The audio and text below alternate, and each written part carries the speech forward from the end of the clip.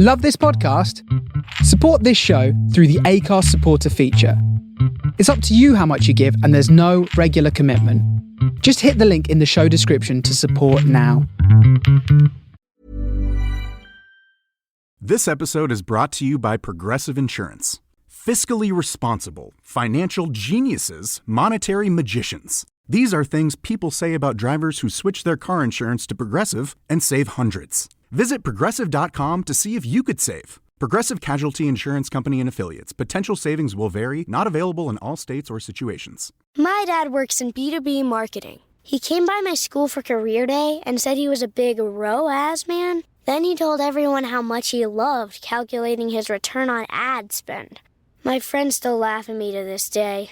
Not everyone gets B2B, but with LinkedIn, you'll be able to reach people who do. Get a $100 credit on your next ad campaign. Go to linkedin.com/results to claim your credit. That's linkedin.com/results. Terms and conditions apply. LinkedIn, the place to be, to be. Ryan Reynolds here from Mint Mobile. With the price of just about everything going up during inflation, we thought we'd bring our prices down.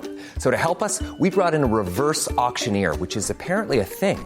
Mint Mobile Unlimited Premium Wireless. How to get 30, 30, bit to get 30, bit to get 20, 20, 20, bit to get 20, 20, bit to get 15, 15, 15, 15, just $15 a month? Sold! Give it a try at mintmobile.com/switch. $45 upfront payment equivalent to $15 per month. New customers on first 3-month plan only. Taxes and fees extra. Speed slower above 40 gigabytes. See detail.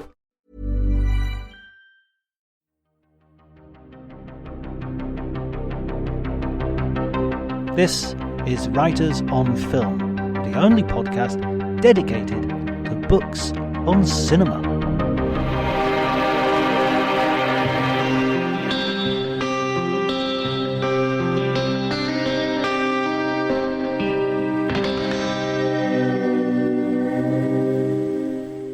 Hello everybody and welcome to Writers on Film. My name is John Bleasdale. I'm a writer and film critic, and today I'm going to be talking to Mark Wheeler about one of the best films from the 1970s, William Friedkin's Sorcerer, a remake of Wages of Fear, which in some ways outdoes its original classic, though that original is.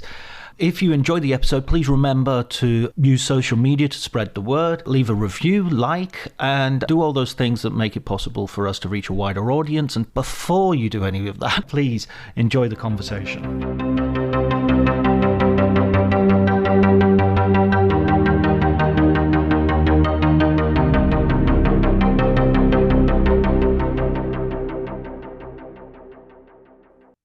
I remember the first time I saw Sorcerer was very late, very, very late. It was like 4 or 5 years ago, and it was at the Venice Film Festival, and William Friedkin was receiving like a Lifetime Achievement Award, and he introduced the film. Friedkin being Friedkin, they kind of had to say at some point, you know, we really need to get the film. Shut up now. Yeah. Because he was one of the funniest, most entertaining sort of guys. And most loquacious. He was amazing.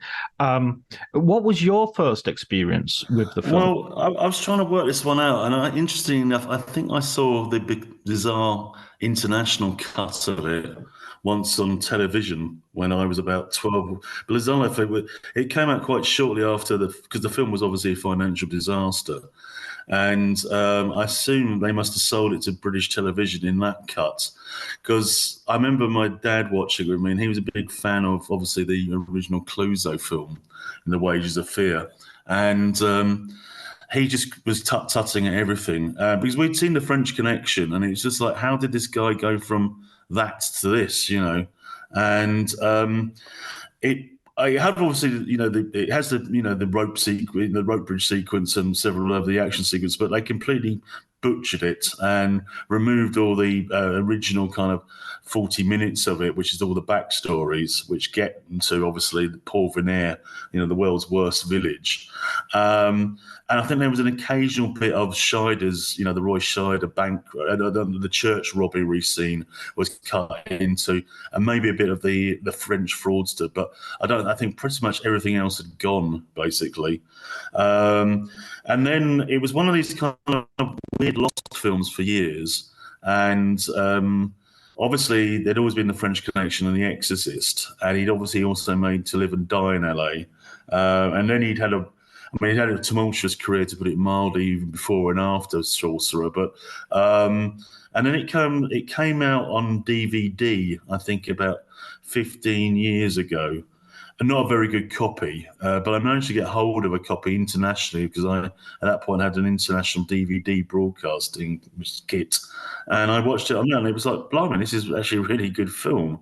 And it actually stands up compared to The Wages of Fear, which is obviously an excellent film as well.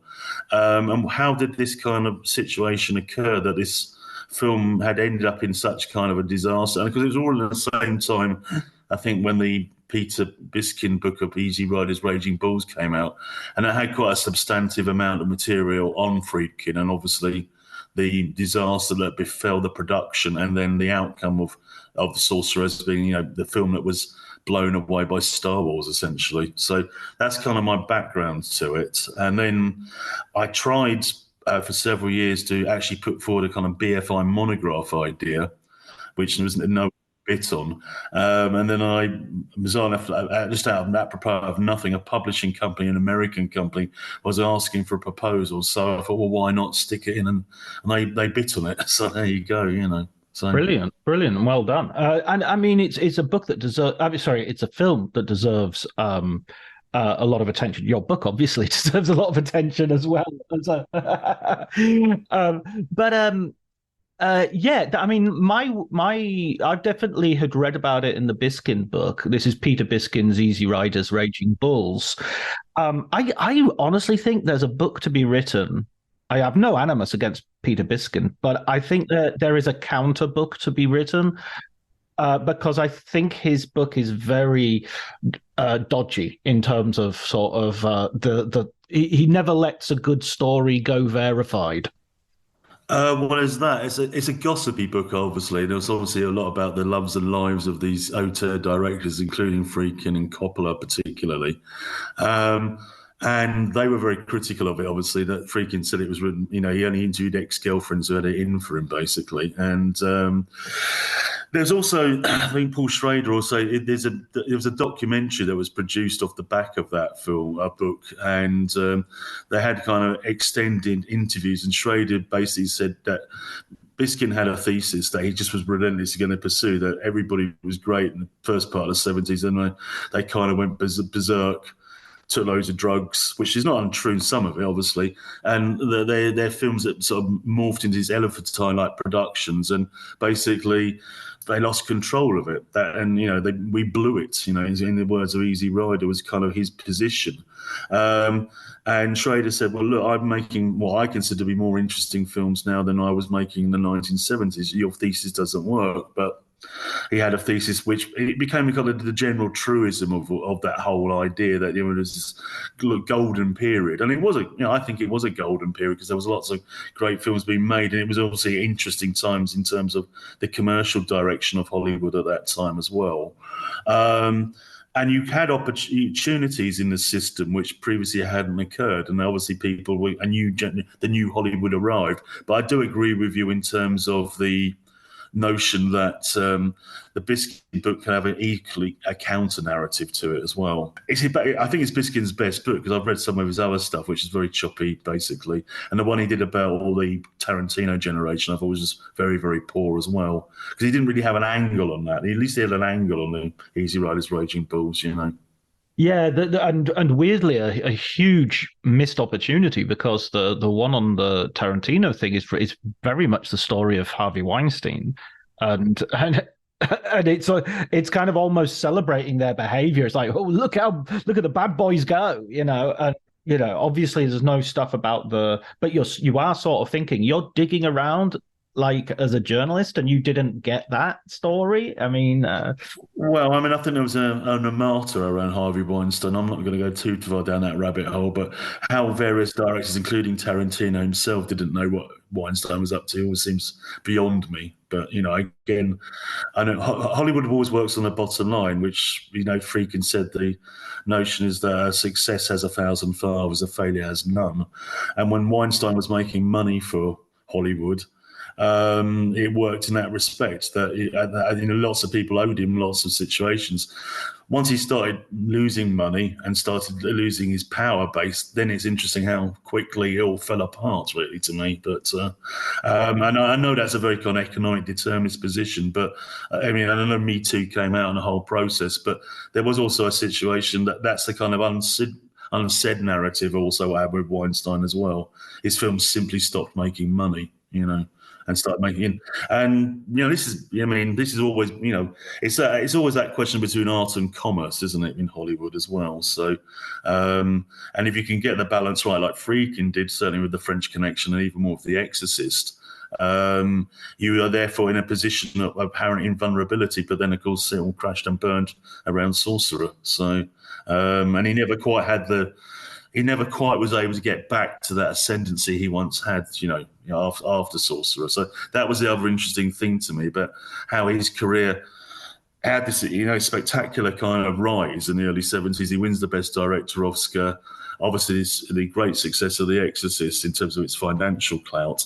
And then this film comes about and it seems to, there doesn't seem to be any kind of real explanation of his financial collapse, basically. And obviously, I think he'd done the classic thing of biting the hand that had fed him as well. Because when I looked into the kind of production history, neither studio really wanted to make Sorcerer. That was the other factor. And he had this thing of getting two studios involved, so. Well, yes, that sort of turns into a problem for him because they can sort of shift the blame from one to the other without either of them sort of wanting to be left holding the sort of the bucket of shame. Yeah, well, I mean, it was bizarre. I was reading again because there was this odd kind of distribution company that Paramount and Universal had internationally, certainly in Europe, called CIC, which is a Cinema International Corporation. And actually, the film, because Friedkin eventually had to find out who owned the film about 10, 15 years ago now. He had to go into a court case because he couldn't be shown. Suddenly it was out of circulation. And he found out it was owned by this shell company that Paramount and Universal had used in the 70s and 80s as their major distribution company in Europe. So again, that whole question about nobody wanting to take blame, you're right, is another factor in this situation, And his main kind of advocate in this situation, Charles de Bloodhorn, had also died subsequently as well. And people like Lou Wasserman, Sid Sheinberg, and Barry Diller and Ned Tannen really didn't want that film. It's interesting because he actually negotiated independently this great financial deal for himself after the French Connection with Jules Stein, who was the chairman of the MCA, the old guy who ran it initially. So both Wasserman and I think Scheinberg's noses were significantly put out of joint that this upstart director had managed to circumvent them basically as well. Let's go because we've started a little bit back to front. Let's.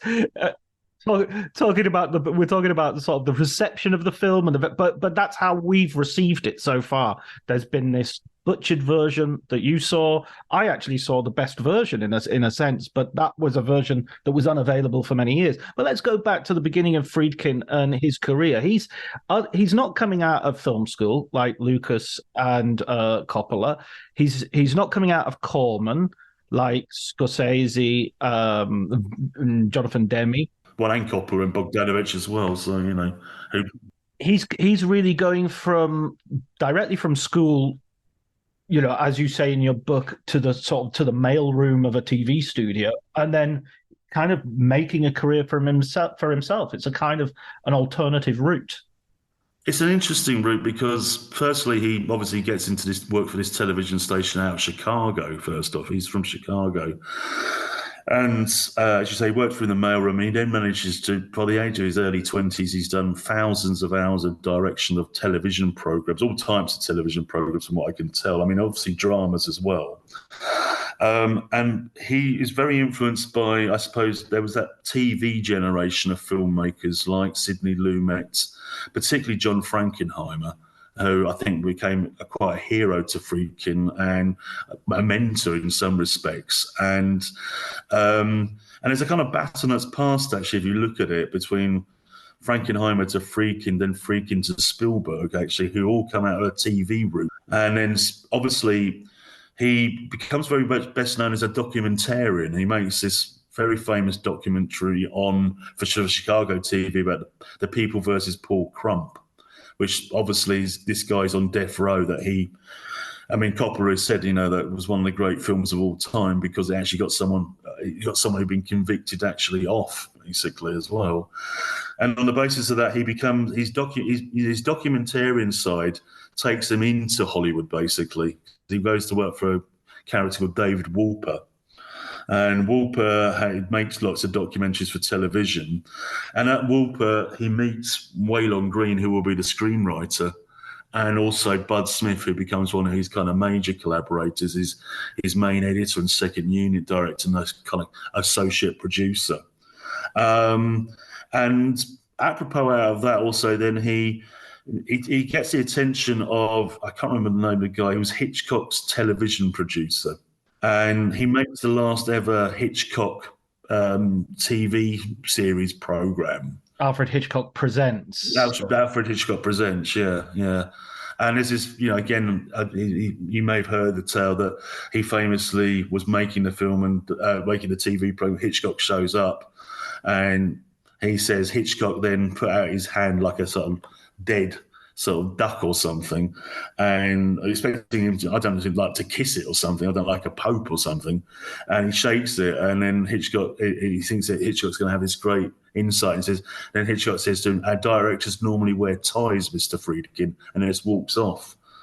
So, and then Friedkin supposedly had his revenge when he was getting all the awards for French Connection, when he showed up with a snapped bow tie and went up to Hitchcock and said, "Look, do you remember this, Hitch?" And did this through this bow tie as well. So he comes out of that. Yeah, and it's an interesting It's a sort of generationally, part of the the kind of TV directors, but he's also pre the movie brats, as it were. I mean, Coppola, I suppose, and Bogdanovich are his main contemporaries. If you look at it, just in terms of where they all actually stand in terms of their age and things like that as well. Yeah, Arthur Penn is a little bit behind him in Frankenheim as well. Well, Arthur Penn was a TV director who'd made The Left-Handed Gun before in the late 50s, and also he was also a very famous sort of New York Broadway director as well, before he'd done Bonnie and Clyde, yeah.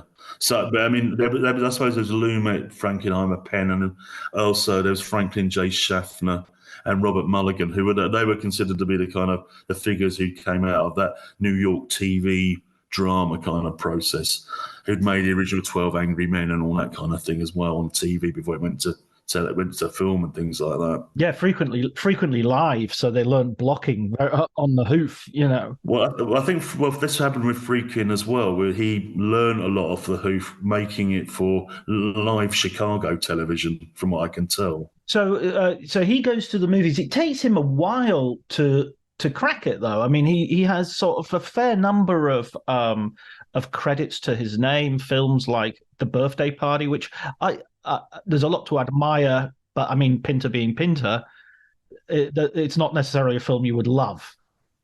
Well, his first four films are financially negligible, it has to be said. I mean, but he did learn a lot. He learned a lot. He made the original films with Sonny and Cher, Good Times. And then he moved on, which he basically said he just made on the hoof, basically, as well.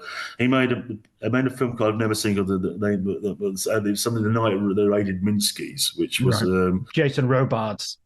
Jason Robards and Norman Wisdom, I think, was in it as well, and Britt Eklund. It's got a kind of eclectic cast, and that was more of a kind of Norman Lear production that Friedkin kind of was the director on, but was not really in control of it. And he said he was too young to make such a big production because it was obviously a kind of historical production. Then he makes The Birthday Party, which is an interesting sojourn where he's actually making that in Worthing and with Robert Shaw and people like that, and then he ultimately makes The Boys in the Band, which is the first sort of Hollywood film about homosexuality.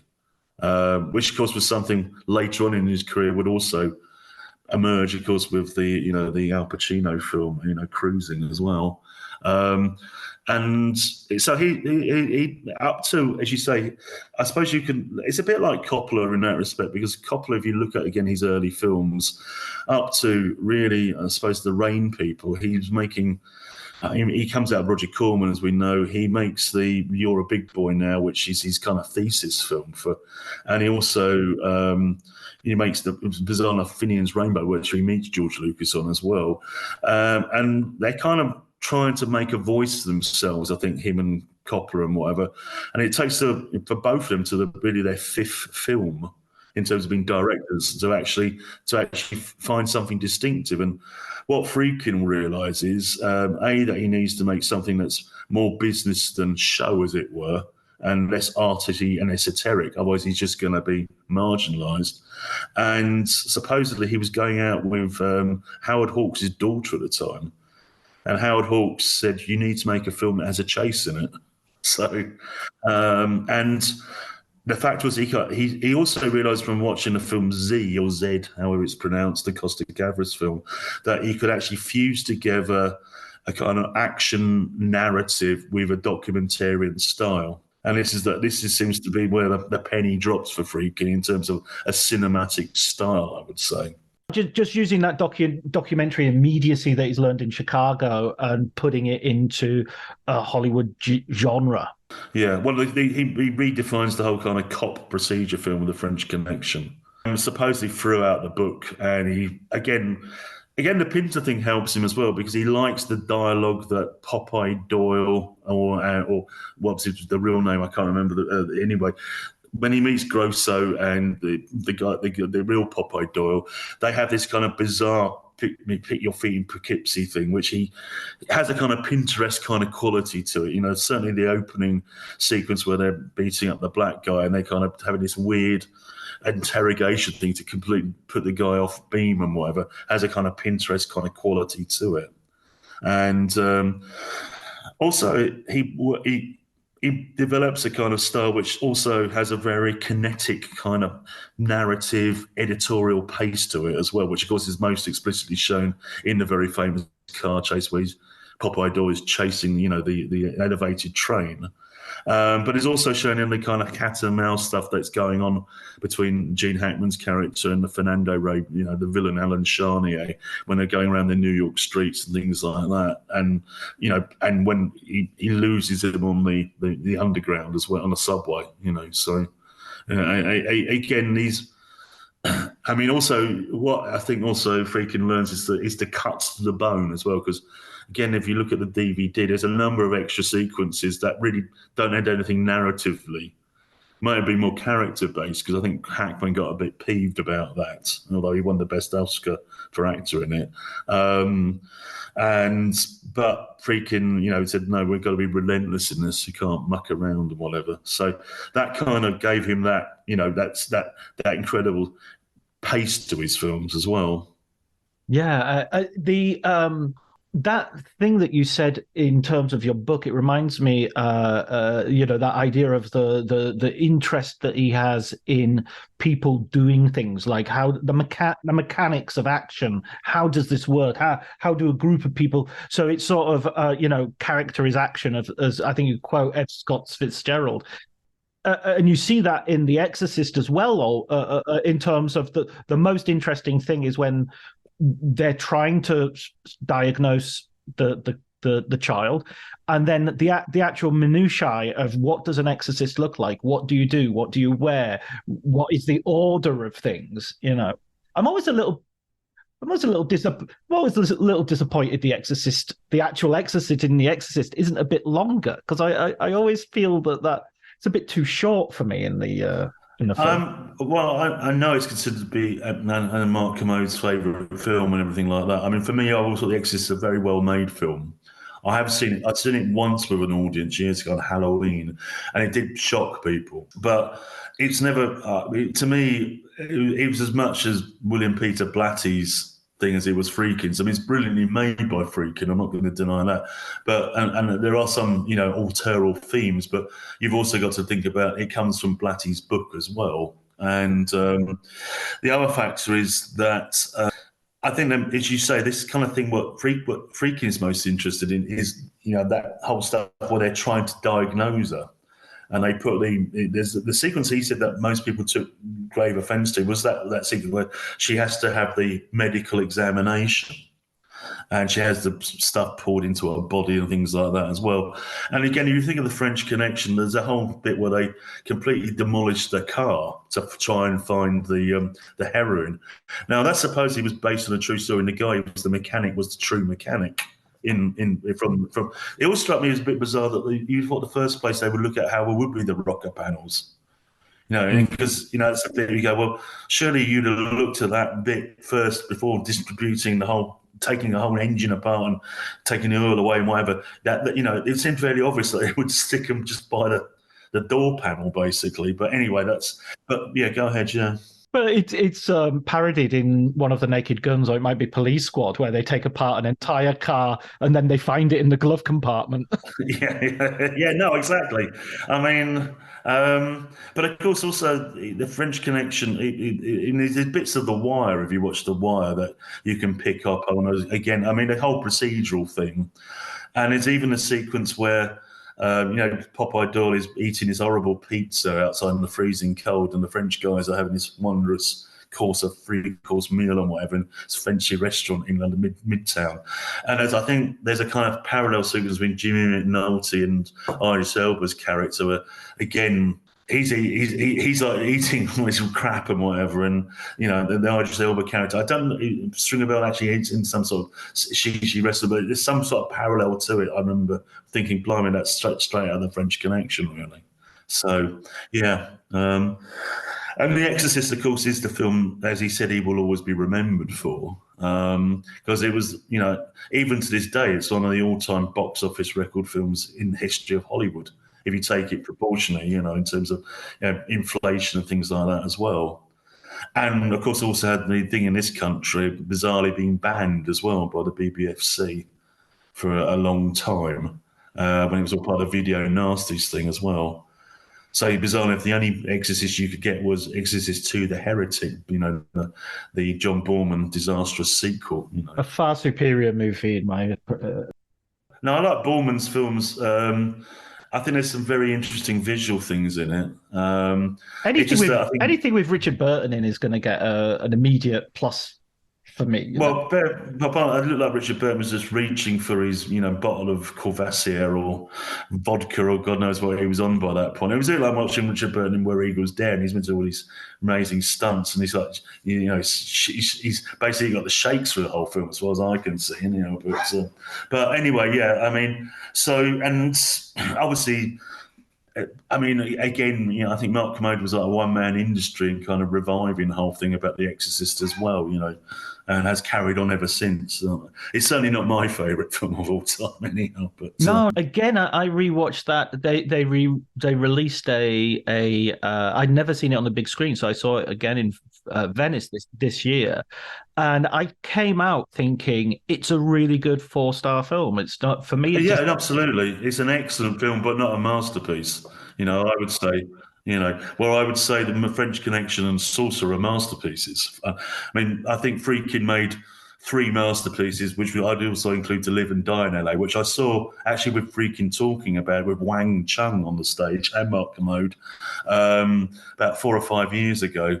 And again, it's that difference of seeing a film with really is a cinematic thing, But The Exorcist, obviously, always insulated, I suppose, Friedkin. His films after that just did not make very much money, But he was always able. I suppose they were always able to say the director of The Exorcist or whatever, and that kind of thing. Because he made a really rubbish horror film called The Guardian, I think, which is about a tree trying to take a child away and things like that, which I've never seen. He did have quite a bad run in the late 80s, early 90s as well, Despite marrying the studio head.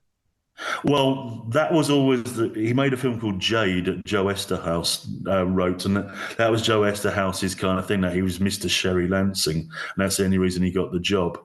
I mean, I'm not a great Joe Esterhaus fan, so it's not, again, the best thing that he was involved in was Basic Instinct. And I think we'd say no more, really. So. Yeah. Well, I mean, I tell you the truth. I think most of Joe Esterhazy's movies, you could go with Jagged Edge with Jeff Bridges. And then the template that he uses is almost reproduced in all his films. Apart from Showgirls. yeah, absolutely. Which is its own Paul Verhoeven nuttiness. So let's go to the second masterpiece. First of all, that title is awful. Oh, it's appalling. Yeah, I mean, the thing was. He originally wanted, supposedly, I mean, whether this is true, he originally wanted to call it Ball Breaker.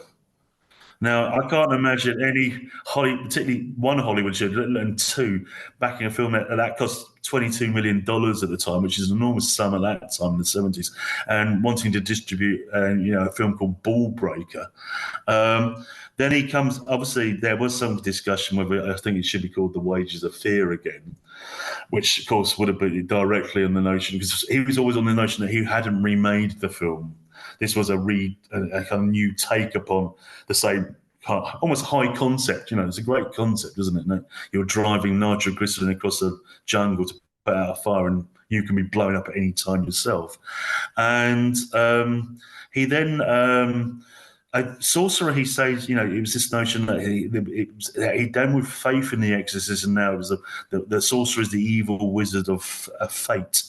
And also, then there was some argument he proclaimed that he got it from also a Miles Davis track as well. But it certainly did not help the film in any shape or form in terms of its first run, because the whole idea was his Friedkin made The Exorcist. What is this to an audience who are expecting an Exorcist 2 themselves, especially when it's called Sorcerer. So, I mean, the thing about The Wages of Fear is that we tend to look at The Wages of Fear now. It's a 1950s, 1953. It's a black and white movie. It's in French. And so it's this sort of nailed-on classic.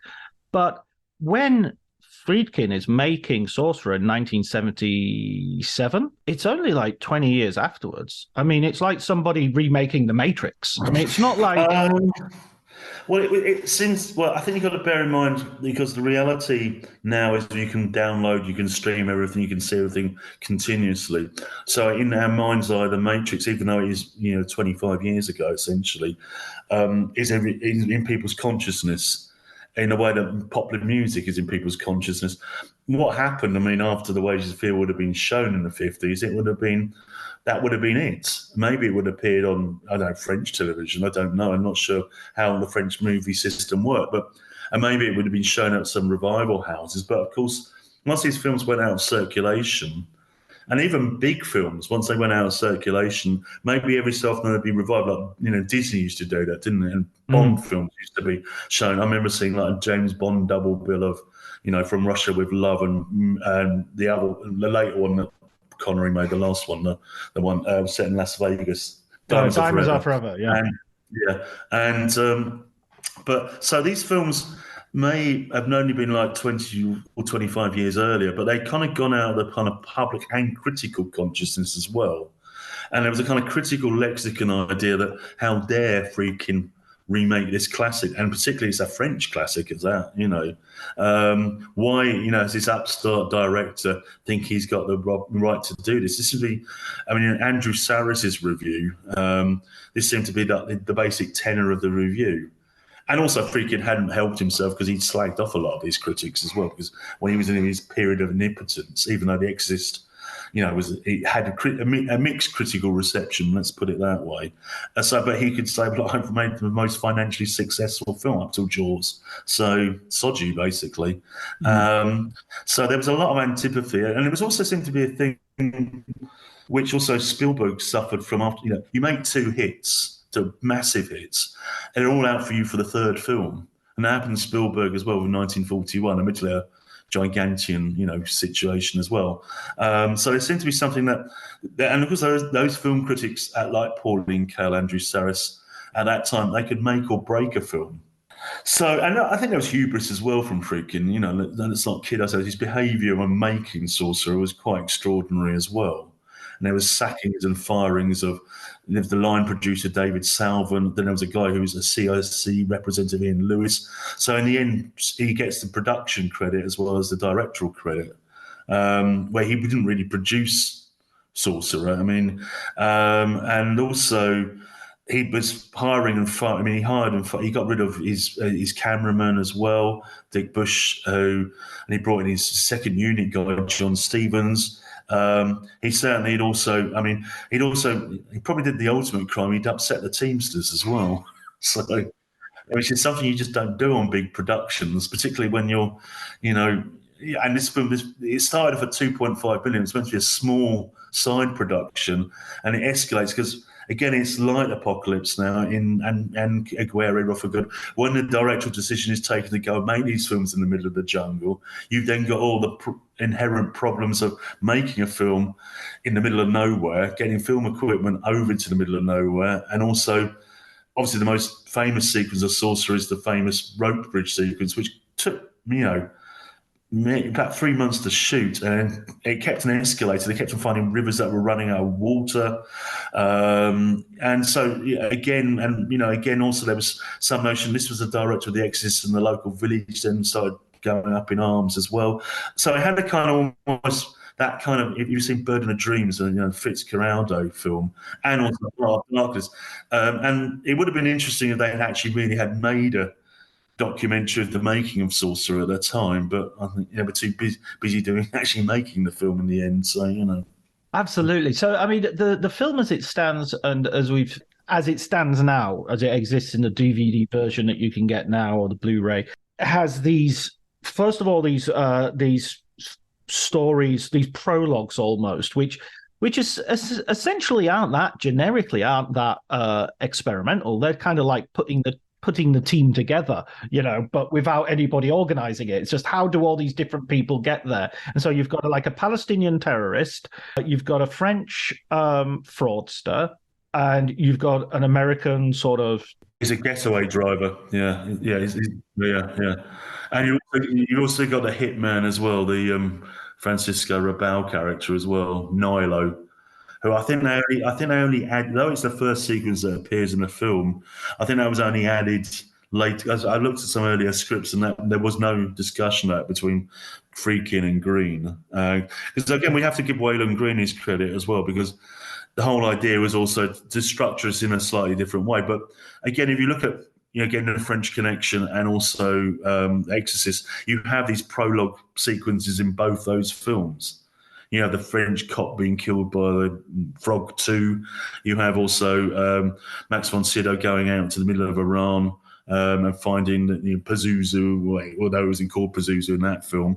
And for actually, in some respects, that's the best sequence in the film of The Exorcist, I think, the opening 5-10 minutes of it, because it has a general sense of mysticism and kind of terror to it. Where, I mean, the actual exorcism themselves, I mean, there's obviously the unpleasantness of what she does to herself with the crucifix and whatever, but most of it, once you've seen it and once you've seen the green soup and it's pea soup ultimately going over the priest and whatever, it doesn't quite have the shock effect, but going back to the Sorcerer, I mean, again, the whole idea was also, now I didn't think the guys in the original Wages of Fear were that kind of heroic. Particularly, there's a criminal in that called Joe, who's the one who is the coward ultimately. But the idea was that they make them as unheroic as you could possibly do. So they are all criminals on the run. The Palestinian terrorist, is presenting himself as, ironically enough, as an Israeli figure in the village. The fraudster has possibly the most poignant sequence with his wife. But then he's still trying to basically get his brother-in-law to divvy over the company. And then also, of course, the Roy Scheider character, he's kind of, he's quite the minor character in the actual, the robbery of the mafioso church where they rob the bingo, isn't it? It's Gerald Murphy, who'd been an advisor and was one of Friedkin's somewhat interesting criminal consorts as well, who has the kind of main bit of that. He's got the leader of the gang. But then, obviously the Scheider character survives the car crash and has to be on the run. So, yeah. So we have these guys from these disparate areas, and they're arriving in the middle of a sort of fictional South American, Latin American country. It's something I never like. It's like the fictional African country. Just pick a country and do some research. Nobody would do that with Europe. I mean, unless it's the mouse that roared, nobody would say in a fictional European country. Yeah, true. I mean, I think originally it was going to be, I can't remember if it was Bolivia or Peru. But they all reckon that if they shot it out there, Friedkin would have been killed. And Wasserman basically said, "You'll be killed, and more importantly, we won't get any insurance on you." So, and then, of course, this is where Bluthorn came in terms of the production side, because he owned the Dominican Republic. That's where it was predominantly shot. This had been used once before for the Cuban sequences in The Godfather Part 2. They'd shot in Santo Domingo, and also in what's his name? Bluthorn had grand plans to turn Dominican Republic into some sort of Disney World and was going to have Miss World beauty pageants and God knows whatever there. But it kind of came to a cropper after Sorcerer didn't do very well. But so that's where it was shot ultimately. And John Box actually was the production designer, who was David Lean's production designer, and he and his art crew did an extraordinary job turning what was a completely horrible shantytown into an even worse one, apparently. Yeah, he's one of the unsung heroes of the film, which you're singing, actually. You're singing his praises. Yeah, I mean, John Box, was a magnificent production designer, obviously, Dr. Zhivago and Lawrence of Arabia, and lots of other kind of epic productions as well. So that and again, also we have to give him credit for actually coming up with the trucks as well, which have these extraordinary kind of monstrous kind of look about them as well. I mean, they're not like the truck. I mean, that is the big difference between The Wages of Fear. The original film, the trucks in the original film are quite glossy and new, and even the nitroglycerin is in quite nice stacked kind of, things. This is like nitroglycerin held in sand every time they move, and also the roads are just appallingly terrible as well. So and also you think the suspension of the trucks and everything like this must be just absolutely atrocious. Because they and again you have that big Friedkin putting things together sequence where the four of them, and with the Nazi, of course, then he gets killed by Nilo, have put all the trucks together and they get various bits and they turn it, and it's done with the Tangerine Dream music, and it's one of those kind of sequence where obviously he enjoyed himself editing this together and putting it together. You could see that was the kind of thing that he loved to do in films as well, Friedkin. So yeah. And as the film goes on, and as we go through the journey, and we have the blowing up of the tree, and we have the famous bridge sequence, which really should be even more famous, because it really should go down as one of the. It should be neck and neck with the French Connection's car chase as the most tense. It's incredibly tense, and also it's one of those things that it seems to defy all kind of physical logic. I mean, the truck. I mean, of course, the trucks did fall off in reality, and Friedkin claimed that he was in one of them as well. Because this thing took so long to film, and they had to. Again, this is the whole idea of where the money goes, because they have to create a false storm. They then have to dam the rivers about 2 miles up so they can actually get enough of a flow going through. So it looks like a tremendous flow is going through, because the rivers kept on drying out. And also, again, they had to actually kind of put in pre-CGI, they had to kind of utilise a number of techniques to actually put the rain against the windows and things like that. So again, what appears to be all just shot is all made up of incredible component parts to it. And of course, the blowing up of the tree was also. This is where, again, the story is.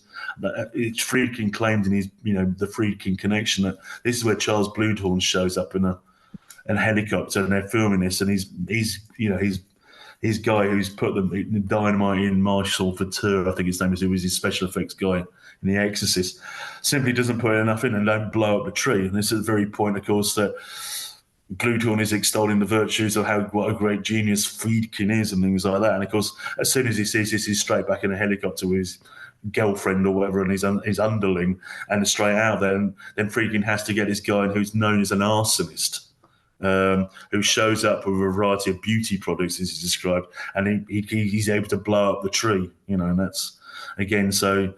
And there's lots of problems also in the car crash as well. Ready to pop the question? The jewelers at BlueNile.com have got sparkle down to a science with beautiful lab-grown diamonds worthy of your most brilliant moments. Their lab-grown diamonds are independently graded and guaranteed identical to natural diamonds, and they're ready to ship to your door. Go to BlueNile.com and use promo code LISTEN to get $50 off your purchase of $500 or more. That's code LISTEN at BlueNile.com for $50 off. BlueNile.com, code LISTEN. This episode is brought to you by Progressive Insurance. Do you ever find yourself playing the budgeting game? Well, with the Name Your Price tool from Progressive, you can find options that fit your budget and potentially lower your bills. Try it at Progressive.com. Progressive Casualty Insurance Company and Affiliates. Price and coverage match limited by state law. Not available in all states. New Jersey. Again, they were shot on the East Coast. They couldn't get the stunt people who could do that. So again, they had to get stunt people in from Los Angeles, which the then line producer, David Salwood, said, I've had enough of this. I can't deal with this any longer. So he gets fired. I mean, he gets rehired on other films by Friedkin, so there doesn't seem to be a long-standing problem with it. But again, it's that situation. I suppose he's now in this situation of omnipotence. He can be the ultimate perfectionist director, Yeah. And unlike Coppola, who's spending his own money, he's spending someone else's. So he's clever enough in that respect as well, So. Absolutely. And he also has this, he has this relationship with the actors, which is kind of extreme to some degree. I mean, I sometimes think as well, he sort of tends to use no-name actors, although Roy Scheider was famous at this point for Jaws. But Jaws is a film that, Roy Scheider might be famous in it, but everyone went for the shark. No one went to see. Yeah, of course, yeah. But again, Scheider wasn't his first choice. He wanted Steve McQueen, and I spoke to Nat Segeloff, and he said, I said, what would have happened if Steve McQueen had been? He said, well, it would have become a Steve McQueen film rather than Roland Friedkin one. So Friedkin always said he regretted because this whole idea of making the film in the middle of nowhere in a jungle. I mean, McQueen didn't want to do that. I mean, McQueen was now, happy, wealthy, well, not very happy, but a very wealthy man who just didn't want to go and do that. So he said, right, well, can we not make it in California? And Friedkin goes, no. And then he goes, well, if we do make it, I can't leave the country because I've just been married to Ali McGraw, who he met on The Getaway, the Sam Peckinpah film. And, again, he said, can you give her a part or an associate production credit? And Friedkin says, that's a bullshit situation. I'm not having it. And then subsequently he says, I realise actually a close-up of Steve McQueen would have been much better than miles of, acres of rainforest. But he'd made his... But then it wasn't going straight to Scheider. I mean, Clint Eastwood apparently was approached, Jack Nicholson, even Robert Mitchum. And Robert Mitchum said, well, I can fall out of a car in front of my drive. Why would I want to do it in the Dominican Republic or whatever? And Robert Blake was another one he was talked about, which Tarantino kind of bigged up in a documentary about Friedkin and said it would have been much better. I don't think Robert Blake would have been any good at all, but anyway, that's my take on it. And then Scheider was eventually picked out by Scheinberg. And because, as you say, Jaws had just come about, really. And because the thing was also this... He had this, it was the first, I suppose, as you say, he liked unknowns certainly in The Exorcist and also in French Connection. But he wanted to have this spectacular international cast for this film. So it wouldn't have been just McQueen. It would have been Lino Ventura would have played the fraudster rather than Bruno Kramer. And Marcino Marcelloni, well, I've said it wrong, Mastroianni, would have played the hitman, always the guy who Amadou was always going to play the terrorist. But then, of course, Mastroianni had a problem with Catherine Deneuve at the time because he just had a kid by and he had problems like that. But also Ventura said, I'm not going to be second fiddle to Roy Scheider. So that was the end of his dream cast, basically. So Yeah, I mean, but at the same time, it kind of works because Oh, yeah, much better. because you're not distracted by anybody, and Roy Scheider has that face which is perfect for 1970s cinema. It's just like that broken nose and that, Yeah. No, he also, obviously the character is very specifically modelled on Fred C. Dobbs from The Treasure of Sierra Madre. And again, he has that ability to wear a hat like Bogart could do as well. So, I mean, Scheider, I think, is very good in it. I mean, and he was a very good actor, stroke leading man, but he never quite got his due, did he? He said with Jaws, obviously, but he was in other films. Obviously, it was the Bob Fosse film, all that jazz. Superb film. But he supposed he was going to be the lead in A Deer Hunter. I couldn't quite see how that would have worked myself. But and then he owed Universal another film, which ended up being Jaws 2, which he hated, but obviously made a huge ton of money. So and he never. And then after that, he seemed to just not exactly disappear, but because he did make a decent John Frankenheimer called 52 Pickup, but he never really seemed to have the credit that he should have done. Really. I mean, he's one of the few people who worked again with Friedkin as well. But in this respect, quite unhappily, because apparently he wanted to play the lead priest in The Exorcist. And Friedkin said no, and he took exception. But Friedkin said it wasn't me. William Peter Blatty didn't want you or something like that. But Scheider never quite believed him, I think, Yeah, I mean, he disappears for so long that it seems like he's really come back when he comes back in The Naked Gun. It's like, oh, this guy's still around. I mean, and he did a lot of television work. I think he did that sort of Star Trek Under the Sea. Did he? Oh, yes, he did. You're right. Yeah. I mean, he did. I mean, he made a film called Blue Thunder as well, where John Badham made about a helicopter. Pre-Airwolf. Yeah, and it had the usual preening Malcolm McDowell as the kind of sneering British villain in it, who is almost coming so much out of the kind of stock kind of, he's obviously camp as well and whatever against Roy Scheider's hero kind of figure, But I mean, and the whole cast in terms of the leads, I think is very good. I mean, Amadou was very good as the terrorist. I mean, the only one I suppose who doesn't get much of a role is the hitman, Francesco Labrabal, who, ironically enough, going back to the French Connection, was the one he wanted for Alan Charnier, supposedly, rather than Fernando Rey. I'm never entirely sure that's an apocryphal tale from Friedkin. It's a good story that his casting director got the wrong guy from the Buñuel films and things like that. But I never quite believed that.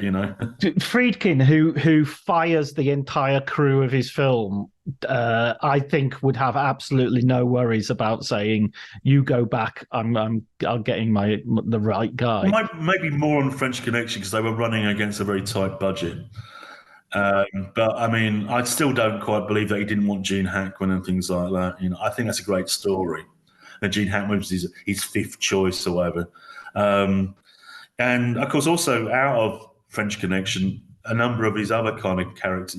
Randy Jurgensen is in Sorcerer as well in a very small role, and was one of the kind of technical security advisors on it as well. Who later on would obviously be involved very significantly in cruising as well.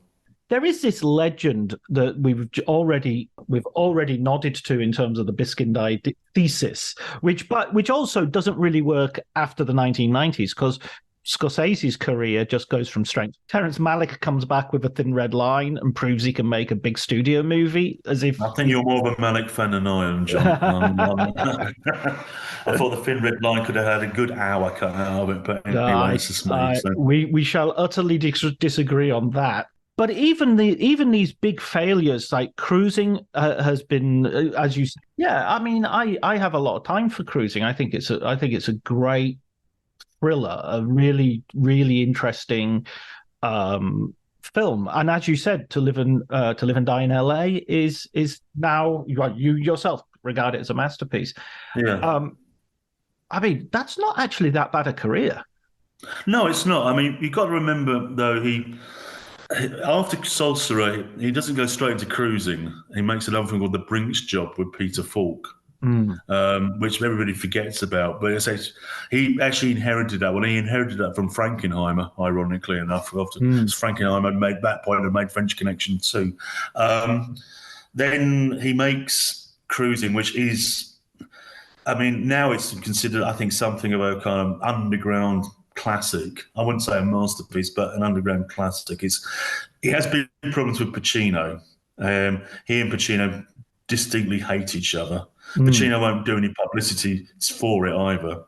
And to me, creating is a slightly botched narrative, though, because he suddenly had this idea that the leather bar killer was about 10 different people by the end of it, But anyway, and then he makes this extraordinarily awful comedy called Deal of the Century with Chevy Chase, which he made again for Norman Lear and Bud Yorkin, who he must have had some linkage going back to the Minsky, the night they raided Minsky's film.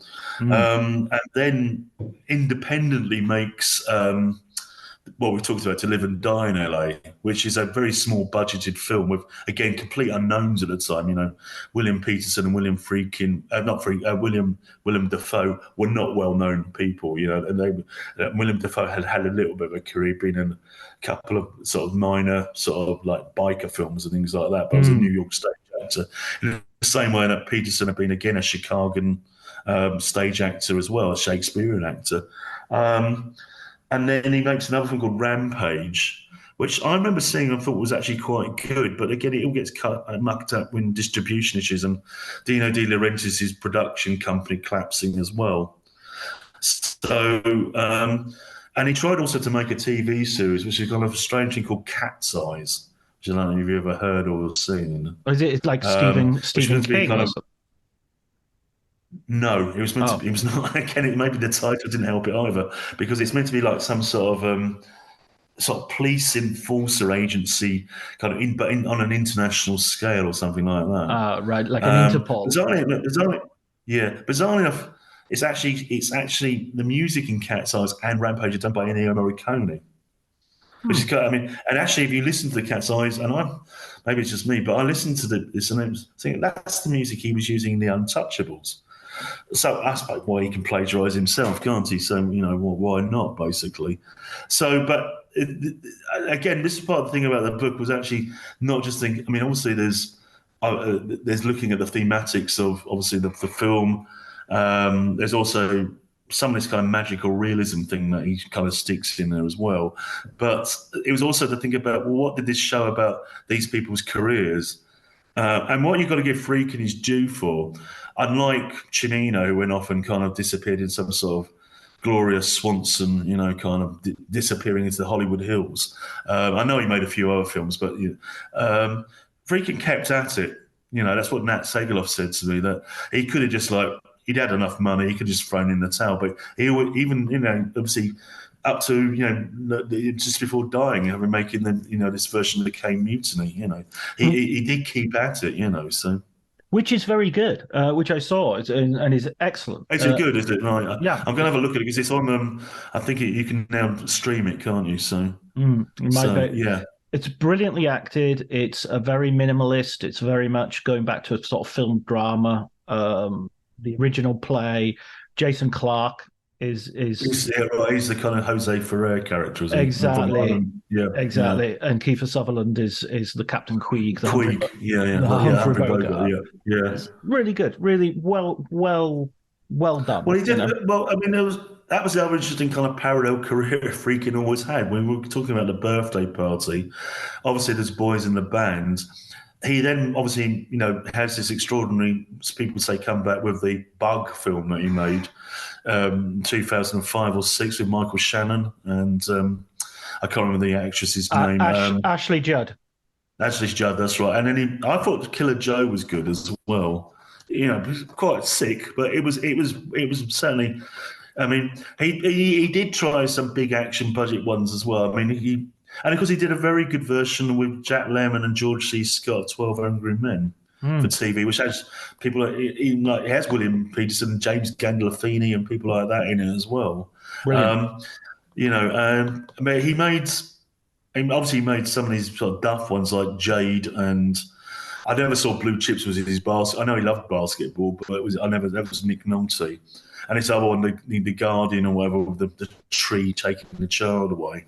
And then he got some big budget films in the sort of early noughties. He got Rules of Engagement with Samuel L. Jackson and Tommy Lee Jones, which was really wasn't very good. I mean, he made some money. He gave Friedkin again a bit more financial clout. Then he made, I've never seen it, Tommy Lee Jones and Benicio del Toro, kind of a version of Rambo, I think. I can't remember what that one was called, actually. It's called The Hunted. That's right, yeah. It's called The Was that any Hunted. good? Have you seen it? Yeah, I've seen it. It's really good. It's basically like an unofficial sequel of The Fugitive, because Tommy Lee Jones is very much playing the same sort of character. Okay, I want a perimeter of 20, and they go out, and then it becomes a sort of survival combat between these two guys. And I very much rate it. It's a very well done. There's nothing in it that you would particularly go, this is William Friedkin, if I didn't know it.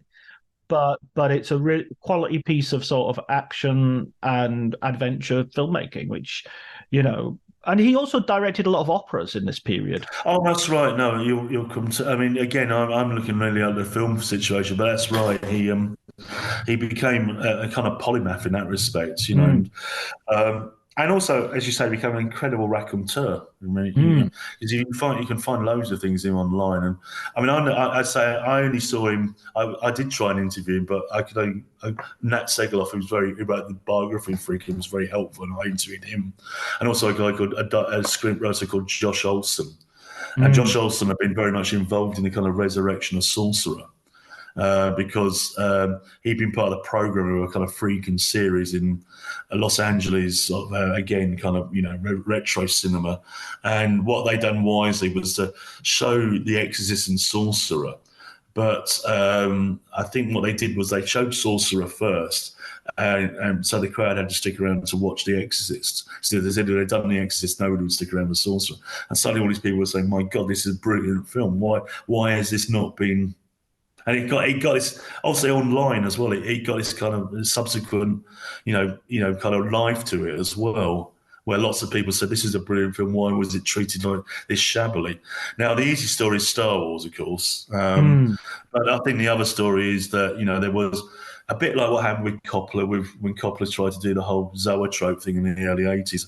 There was a deliberate, dare I say, pincer movement by the powers that be in Hollywood to put these people in their place as well, which is the counter narrative that Biskin doesn't really talk about, Yeah, absolutely. I agree with that. I think there was, I think the Star Wars narrative is a little bit too neat. I think it's, also there's the irony that, as you say in your book, he was initially making Sorcerer as his low budget sort of personal conversation. And his next big budget film was supposed to be a science fiction. That's right. It's going to be a Close Encounters style film about the Bermuda Triangle. That was what he was focusing on.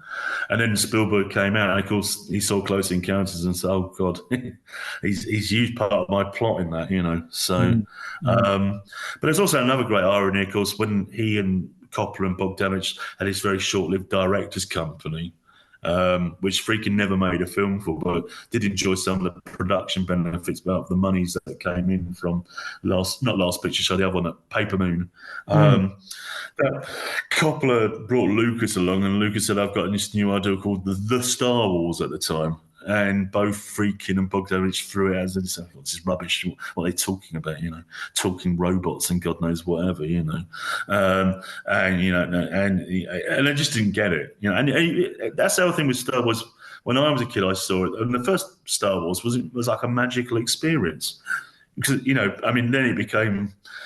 You had to write backstories, and Darth Vader suddenly becomes Anakin Skywalker and all that sort of stuff. But and Lucas also, again, is forgotten about. He was, again, one of these kind of independent spirits. I mean, he and Coppola set up Zoetrope in the late 60s. They didn't want to be part of the Hollywood machine, as it were, as well.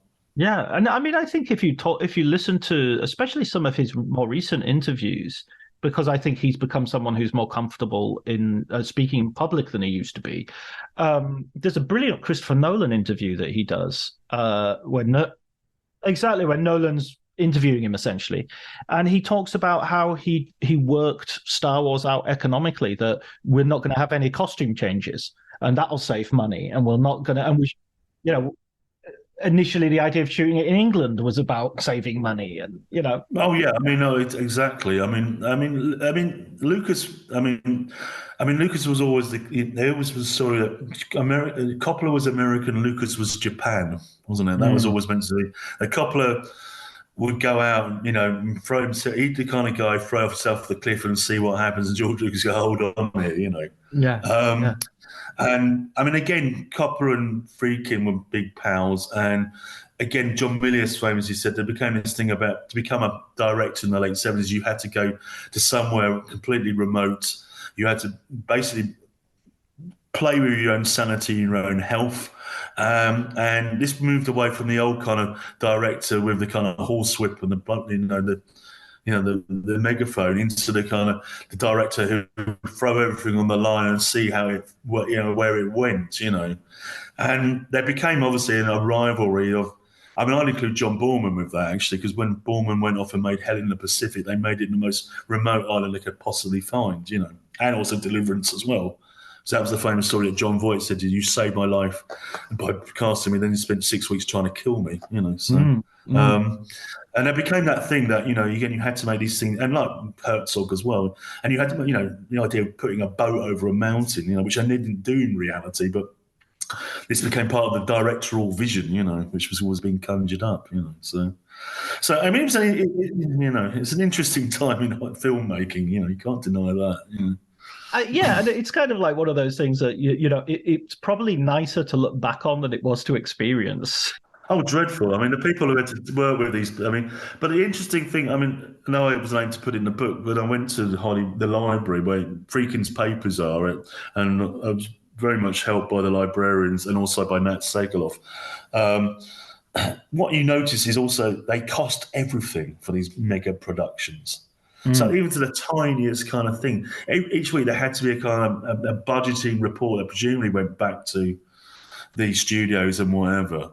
And again, the costs would escalate and escalate and escalate. There's the big story, but there's also these tiny little things that are put into a big and budgeted film, So, which is interesting because it just demonstrates how bottom line there is also in a situation, But, Friedkin had these very loyal people. Again, I was reading some of the letters. There was his Barry Beddick, who was his property master, said, you're the real deal. And so by this point, he was working on the Dustin Hoffman film, which is a good film about him being the criminal in Los Angeles. It was based on the book No Beast So Fierce. I can't remember what he was called. But he said, the director was Ulu Grosberg. He said, this guy's got not a clue. And also, Hoffman is just like ruling the roost, basically. Oh, was it? Because Hoffman ended up getting a directorial credit for that, I think. He was going to direct it, then the last moment he ducked out. Right. It's got Harry Dean Stanton and Gary Busey and Nicholas Rogue's wife. I can't remember. I just can't remember what the film's called now. Teresa Russell. She's in it, yeah. Is it called something like Short Time or something like that? It might be, yeah. I think it's something time, but I don't know. Anyway, it was one of the ones that Tarantino subsequently beefed up as being one of his influential films. Straight Time. I think there's a thing post Tarantino as well that we love 70s cinema so much that it's almost we're willing to we just want to live in that world where cars are real and telephones are heavy. Yeah. There's also, I agree with you, but again, in some respects, I'm kind of now bigging up the Biskin thesis because Polly Platt, who was Bogdanovich's ex-wife, the woman that he left Sybil Shepherd for, she also said, these directors went mad. Peckinpah was coke fiend and, alcoholic and was blowing the budget on Convoy. It was going out of fashion. Altman was like, again, he was making all sorts of crazy films. He ended up making that, Robin Williams playing Popeye and things like that. And you obviously, let's not kid ourselves, drugs did, even on the Sorcerer set, there was, I don't think Friedkin was ever part of it, but there were certainly members of the crew who were largely imbibing as well. And certainly it happened, it's never really talked about in Apocalypse now, but my God, it must have happened out there. Oh, yeah. I mean, you're kidding. Charlie Sheen, Martin Sheen, sorry, slip of the tongue. Martin Sheen had an almost fatal heart attack, and he was an Well, alcoholic. he was an alcoholic, wasn't he? I mean, he said on the opening sequence, they got him completely drunk, and then he said he remembered everything. However, and he was smoking, at that point about 40 cigarettes a day and things like that, and. Yeah, I mean, again, Coppola. I mean, obviously, like Friedkin, they both did become megalomaniacs. I don't think you can deny that, and they were the kings of their domain, as it were, as well. And this was the whole thing that you went off and made these films in the middle of nowhere. So who's going to oversee you? So because the studio, I mean, this. I said the difference was that Coppola was using his own money. And it looks like he's going to do it again with Megapolis. Friedkin was always clever enough to use someone else's. He wasn't going to. I mean, and there was again. I found, and it's in the book. There's this long letter that came from Jules Stein, because Jules Stein had been his backer at Universal, as I said, over Wasserman and Scheinberg. And Friedkin said, "Hands up! I've made a cock up here." And Stein writes back, said, "That's very good of you to take the blame and whatever. But remember, you lost us an enormous amount of money." And so again, there is this situation we have to be aware of. That they are making commercial enterprises as well as great art house, not like I say art house films, but but also films that have a greater validity as well beyond just a commercial outcome. So. But I mean, I would argue that the great films of the 70s, with some exception, are all very much in the popular generic wheelhouse. Exorcist, Godfather, French Connection, Sorcerer. Sorcerer is an adventure in the jungle. It's an action adventure film. I mean, it is. I mean, as I say, but there were a lot of other kind of. It was your Monty Hellman kind of character, the two-lane blacktop, and there was also a very good film with Gene Hackman and Pacino called Scarecrow. Jerry, I can't remember what his name was. Jerry Schatzberg, I think, made as well. So they were prepared to make uncommercial fare as well, and also the conversation was not. It didn't break any lines at the box office, but then of course he went off and made Godfather Part 2. So he was like, and that was one of the problems that Friedkin had going back to the director's company. He said, we're going to make esoteric films that no one's going to want to watch. And he wasn't alone there, because Frank Yablin's, this was Charlie Bloodhound's idea with Coppola. They conjured it up. Frank Yablin's the other executive, along with Robert Evans, said this is just going to be directors, not being out of control, basically, so and making films that no one wants to see. So, yeah, but the conversation was relatively low budget. I mean, it wasn't like it was. I mean, that was the whole idea of the director's company. They had to be, I think, at most $2 million. I mean, Bogdanovich said it was a brilliant idea, but then he went off and made Daisy Miller under the directors, and that finished it off, really. Yeah, you have to do a Blumhouse, and you have to stick to it. But I mean, that is the economic model of Blumhouse. Here's a few million, and keep it below the budget, and you can do what you want, and it's got to be horror. And well, there's also the UA model as well, of course. I mean, United Artists with Krim and Benjamin and David Picker. That was their thing. If you made they give you the budget, and they did give you creative independence for both the producers and the director. I mean, it happened in Midnight Cowboy particularly.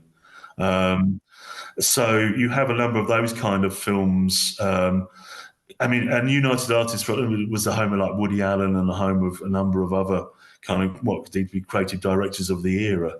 Again, there's so many areas. I mean, Coppola makes The Godfather because he has to financially. Because, the original Zoetrope, he's blown the deal with Warner Brothers because of THX 1138. And George Lucas basically says, you're going to have to make this, otherwise we're going to go bankrupt, because Warner Brothers want their pound of flesh, And so, again, there's always... And again, there's people who work with each other. People, it's that whole, Hollywood is a relatively small place, isn't it? And so there's always these kind of interlinkages that you start seeing, take place amongst people as well. Listen, Mark, I've got one last question for you, which is, as ever, I always ask for a recommended film book. What book would you like to recommend? Well, I've got two because come back to The Godfather. I've actually been writing about a thing called the Godfather Doctrine, which is an international relations foreign policy parable based on the plot of The Godfather, the first one. And it tries to relate the idea of American foreign policy to the breaking down of Pax Corleone and having the three sons having different responses. The negotiation, Tom Hagen, the going at neocon idea of Sonny, and then what's called realism idea of using hard and soft power by Michael. So, and it's quite a neat little idea. I mean, it falls apart very specifically, but anyway. And the other one is an interesting book. Again, it's quite pressing in time. It's a book called Hollywood and Israel. Which is written by two academics, Tony Shaw and an Israeli academic, Gora Goodman. And again, it's a very fascinating history because the people you'd assume it's largely Jewish people who are going to be Zionists, but no, it's like people like Frank Sinatra, things like that. And then it also goes through the kind of relative productions of Exodus, the Otto Preminger film, which of course was made in Israel. Ironically casting Paul Newman as the kind of Jewish superhero. And then also more read up to date go with Spielberg with the Munich film as well. So I think they're both, I know they're academic books, but they're kind of interesting reads. The more popular one I would recommend is Dwight Epstein's Killing Generals about the making of Dirty Dozen, which I did enjoy. I don't know if you've come across it. It's like a sequel to his Lee Marvin. It's a sequel to his Lee Marvin biography, but it is enjoyable. And he's able to interview the director, not the director, because he's dead to Robert Aldrich, but the producer, Kenneth Hyman, who's still alive, who had an interesting, he made The Hill with Sean Connery. And he'd done a load of Hammer films as well. And Who's Afraid of not Who's Afraid of the Children, the other one, What Happened to Baby Jane? He was the executive producer on that. Right. And then later on, another Aldrich, and he later on then became the production. He was part of Seven Arts, and they bought up Warner's from Jack Warner. And it was an interesting period of time because, again, you had Coppola at Seven Arts, who became like their house writer for a period of time. And then he also had Peckinpah making The Wild Bunch there. And Hyman was his big kind of supporter because that was like Peckinpah's comeback film after the debacle of Major Dundee and Cincinnati Kid. But it's very interesting about Lee Marvin, Robert Ryan, those kind of people, and John Cassavetes and that kind of stuff as well. So just recently watched the Exodus for the first time. It was in September, so it was before everything sort of kicked off recently, and it is a weird film because I just mean it kind of is justifying Israeli terrorism, the blowing up of the King David Hotel, in a way which is kind of like I just wonder what British audiences would have made of it. That's part of the compromises. I mean, again, reading this book, this was what the original book by Leon Uris was a complete, Zionist propaganda book, apparently. I've never read it. But when they came to make the film, this was Otto Preminger he fell out of Uris, he fell out of everybody. And he got Dalton Trumbo to write it, who of course is back, is a part of the Hollywood 10 and was better known for, being involved with Spartacus at the time. And subsequent histories have always ignored the fact that Exodus, I think, came out before Spartacus. I can't fully remember. But anyway, and the whole thing was that they had to do loads of compromises, as you say, because I don't know how British audiences did take to it, because it was very mindful. There was a big market in Britain for, big blockbuster films. And, the Brits are the baddies certainly the Cyprus sequences, and presumably the Ergun are the good guys, although the main characters meant to be part of the Hazanak, aren't they? And again, in the light of where we are now, this is what tends to be forgotten in these histories. Again, it's a bit like the Munich film about what does violence beget violence, and also who are the terrorists. This is and that's what Spielberg got slagged off for with his Tony Kushner as well. You got a hardline Zionist as well, particularly in America. So when he made that film, but it's again very interesting because there was actual direct state involvement in the making of the book and the film. Because it wasn't just a good kind of propaganda thing. We have to bear in mind, actually, it brought in a lot of money, not just in terms of box office, but actually having a huge American production in Israel was, and lots of Israeli people, technicians, all these kind of people worked on it as well. So, because again, I think they were kind of quota right rules and things like that, So, Preminger ever liked him. He was not a likable man. I mean, he was talking about. We were talking about the kind of stereotypical '70s directors like Friedkin and Coppola going off to the middle of the jungle. Also, Preminger, like Erich von Stroheim, is like your quintessential kind of autocratic director of that classic Hollywood era, isn't it? Oh, he was the guy with the whip. Yeah. Oh no, he was and of course he played the Nazi commandant in the Billy Wilder film, didn't he? Stalag 17 as well. Well, listen, Mark, thanks so much for the conversation, and thanks so much for the book. Sorcerer it's a great read, and I think if people have seen the film, it will be a great compliment to that, and if they haven't, it'll be a great stimulant to going and watching it. Well, thanks very much, John, for inviting me. So thank you very much.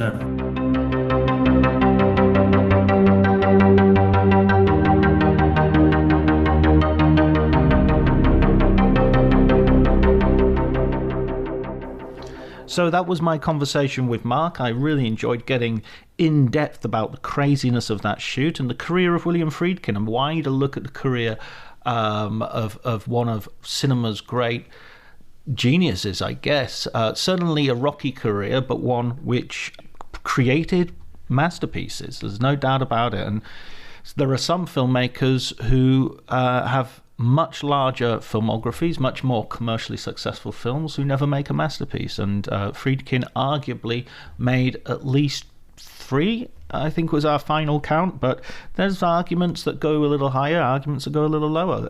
That'd be interesting to hear your opinions if you want to get in touch. By the way, you can get in touch with the podcast by just DMing me on Twitter at Dr. Jonty, or leaving comments, and I'll read them and I can put them in this post conversation segment. This week I've had an interesting sort of watch of films, mostly old films, nothing particularly new. First one was John Cassavetes' Gloria, which is from 1980 and stars Gina Rowlands, his wife, as a functionary of the mafia, a hit woman, who throws in her lot with a young boy of a neighbor who basically everyone is seeking to kill, and she decides to protect, thus putting her whole life and way of living in jeopardy. It's an amazing film. I don't know how this has gone under the radar for me, because I'm a huge fan of John Cassavetes, and this in many ways brings together Cassavetes' philosophy of filmmaking with a much more commercial and accessible genre approach, and it's just it's fascinating. It's amazing, and Gina Rowlands has a wonderful performance. Is marvelous. It's just totally a character that she disappears into. There's everything about her behavior and actions, her gestures, the way she speaks, the way she spits out the lines, just something you've never seen before. Just an absolutely unique character, and well worth your time if you haven't seen it.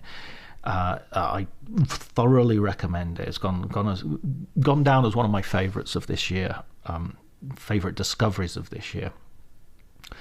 I've also been having a bit of a Studio Ghibli moment. I watched Whisper of the Heart from Up on Poppy Hill, Porco Rosso, Nausicaa of the Valley of the Wind, all of which I found amazing. I think Porco Rosso and Nausicaa probably my favourite. The Miyazaki films, of course, it's difficult to beat Miyazaki.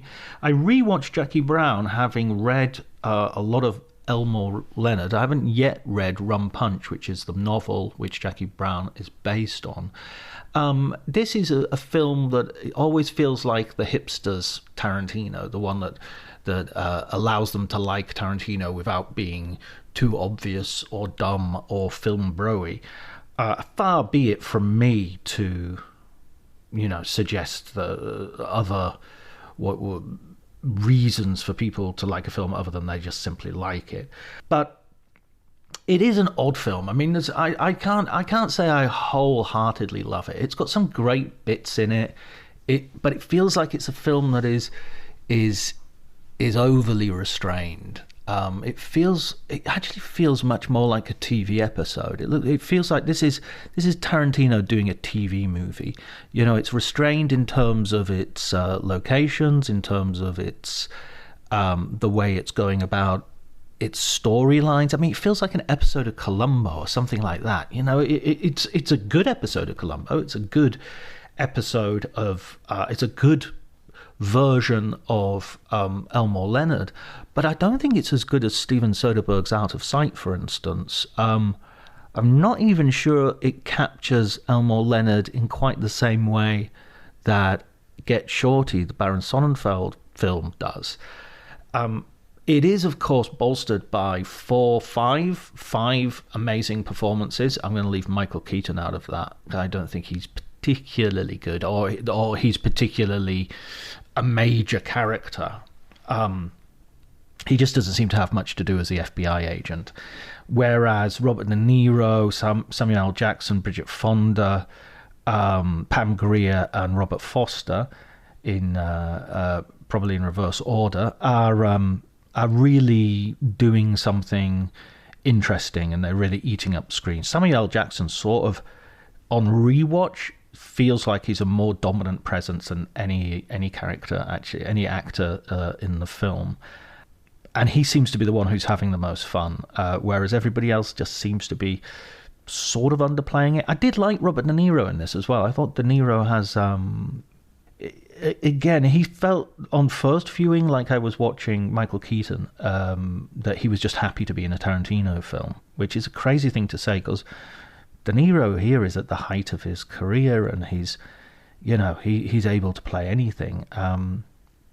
But on rewatch, in the context of this not being the latest Quentin Tarantino, but one that's well back in his back catalogue, I feels like a B-side to me. Feels like a B-side, but a really good B-side. And I can understand why loads of people discover this and say this is their favourite Tarantino and all the rest of it to impress the kids.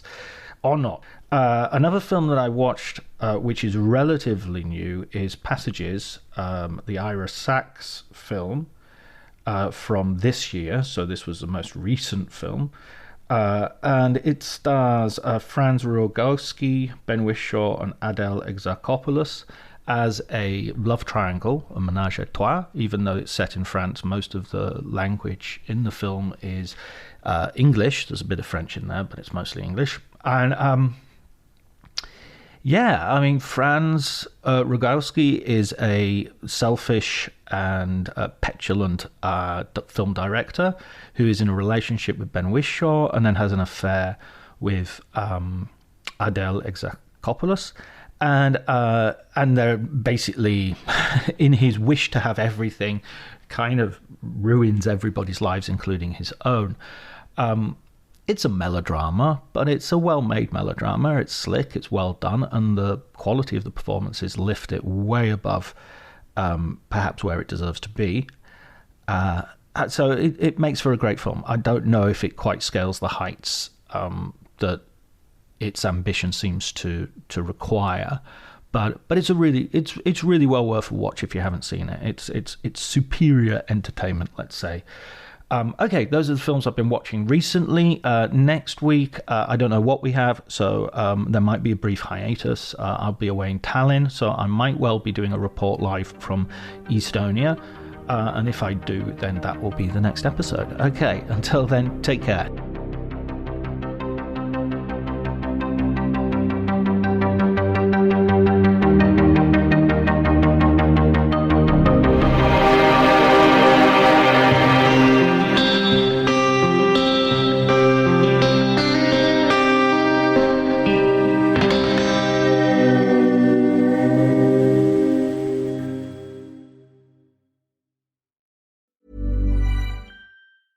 As the days get shorter and the nights chillier, it's tough to keep up your fall workout routine. Thankfully, there's Allo Moves, the app that brings workouts and wellness to the comfort of your home.